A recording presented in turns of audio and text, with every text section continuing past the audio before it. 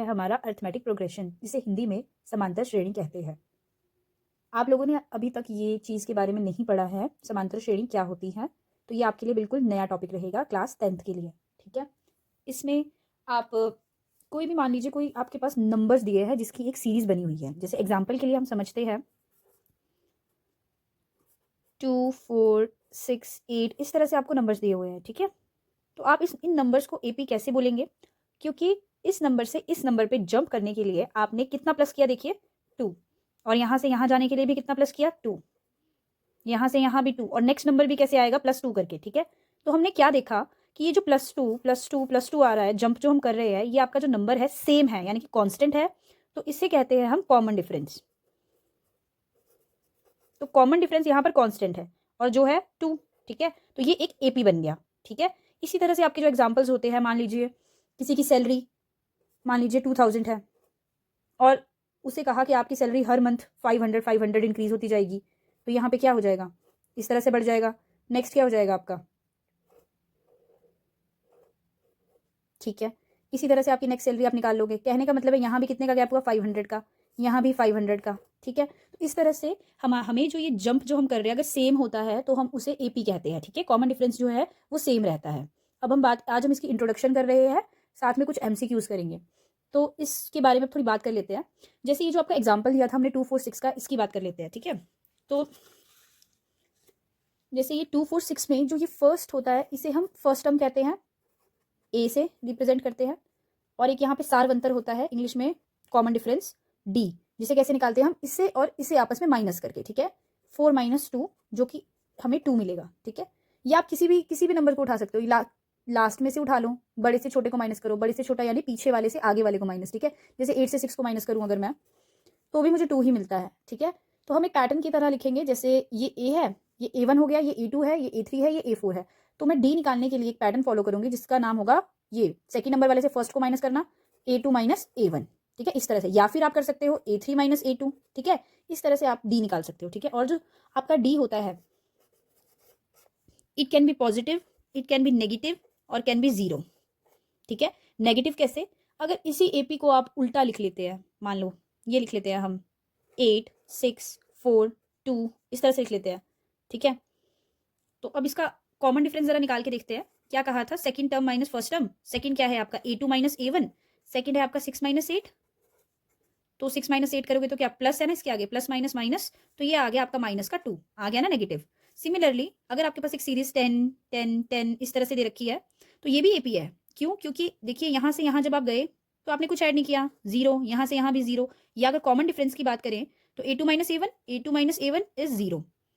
और common difference अगर सबका कांस्टेंट है, यहाँ भी 0 जंप किया, यहाँ भी 0, नेक्स्ट भी 0, तो इसको एपी तो बन गया। और कॉमन डिफरेंस की अगर बात की जाए तो फर्स्ट सेकंड माइनस फर्स्ट करके भी तो 0 आ रहा है, तो ये कॉमन डिफरेंस आ गया हमारा, है ना। सो हम कह सकते हैं it can be 0, it can be negative, और ऊपर तो हमने निकाल ही लिया है पॉजिटिव, ठीक है। सो हमारा जो कॉमन डिफरेंस होता है वो पॉजिटिव, नेगेटिव और 0 हो सकता है, ठीक है।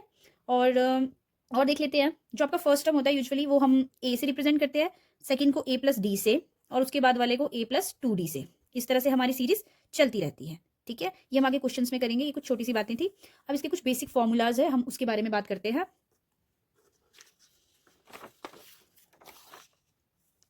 इसमें यूज होने वाले फॉर्मूलाज हम लिख लेते हैं, n-1 × d, ठीक है। ये होता है लास्ट टर्म निकालने का फॉर्मूला। एक होता है इसके अंदर Sn, जिसमें हम सम निकालते हैं, n/2 2a + n-1 × d।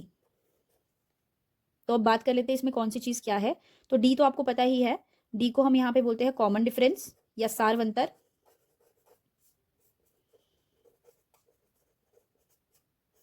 और ए हमारा फर्स्ट टर्म,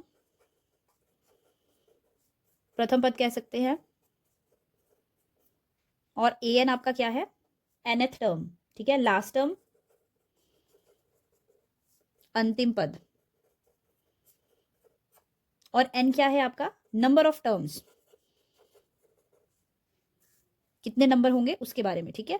और उसके बाद एस एन क्या है आपका, सम ऑफ फर्स्ट एन टर्म्स, क्योंकि यहाँ एन लिखा है, अगर 2 लिखा होगा तो हम बोलेंगे सम ऑफ फर्स्ट 2 टर्म्स, ठीक है।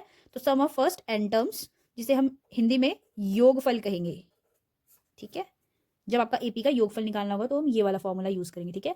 तो ये कुछ फॉर्मूलाज है जो आपको इस चैप्टर में बहुत इंपॉर्टेंट है और इससे आपका पूरा चैप्टर कवर हो जाएगा।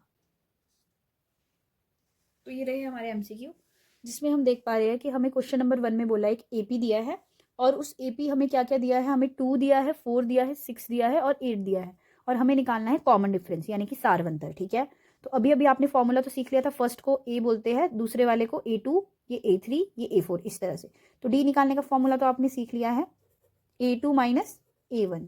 तो A2 क्या है यहाँ पे 4, A1 क्या है यहाँ पर 2, 4 माइनस 2 इज 2, सो डी हमारा निकल गया है 2।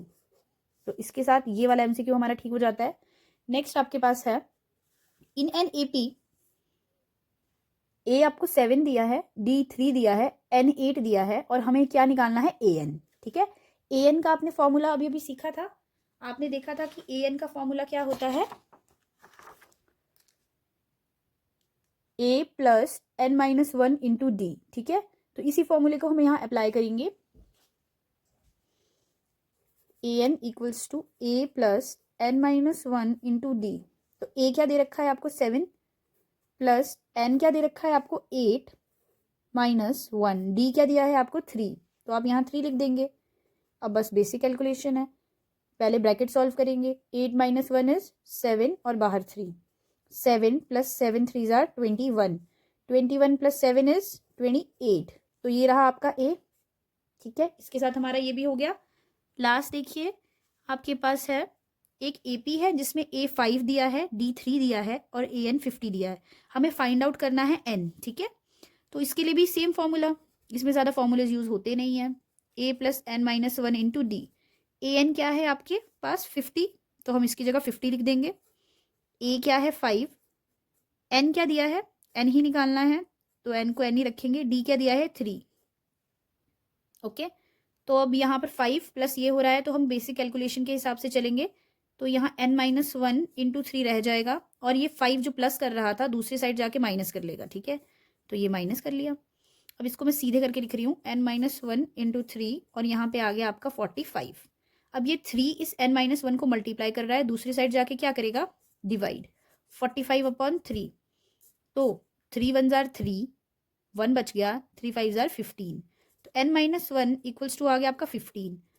हमें n निकालना है, n माइनस 1 नहीं, तो माइनस 1 दूसरी साइड चला जाएगा, 15 वहीं रहेगा और यहाँ जाके ये प्लस हो जाएगा, तो ये आ गया आपका 16। और ऑप्शन में हमारे पास ऑप्शन 16 यहाँ पे था, ठीक है। ये रहे ऑप्शन और ये हो गया टिक, ठीक है। इस तरह से एमसीक्यूज आएंगे तो आप लोग परफॉर्म कर लेंगे, ठीक है। अब हम बड़े क्वेश्चंस करेंगे नेक्स्ट पार्ट में।